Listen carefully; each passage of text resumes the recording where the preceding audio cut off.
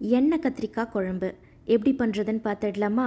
அதுக்கு முதல்ல கத்திரிக்காய் வந்து நம்ம ஃப்ரை பண்ணி எடுத்துக்கலாம். ஒரு பேனில் தாராளமாக நல்லெண்ணெய் சேர்த்துக்கோங்க. எண்ணெய் காஞ்சதுக்கப்புறமா கத்திரிக்காயை நல்லா வதக்கிட்டு தனியாக எடுத்து வச்சுக்கோங்க. இப்போ அதே கடாயில் கடுகு, வெந்தயம், 15 சின்ன வெங்காயம், 5 பல் பூண்டு பொடியாக நறுக்கி சேர்த்துக்கோங்க. வெங்காயமும் பூண்டும் நல்லா வதங்கினதுக்கப்புறமா 2 தக்காளி அரைச்சி வச்சுருக்கேன், அதை இதில் சேர்த்துடலாம். இதோட தேவையான அளவு உப்பு, 1/2 ஸ்பூன் மஞ்சள் தூள், 1 ஸ்பூன் காஷ்மீரி மிளகாய் தூள், 2 ஸ்பூன் குழம்பு மிளகாய் தூள் சேர்த்துட்டு ஒரு 1/2 டம்ளர் தண்ணி சேர்த்துக்கோங்க. மசாலாவோட பச்சை வாசனை போய் நல்லா கொதிச்சதுக்கப்புறமா நம்ம ஃப்ரை பண்ணி வச்சுருக்கிற கத்திரிக்காயை சேர்த்துடலாம்.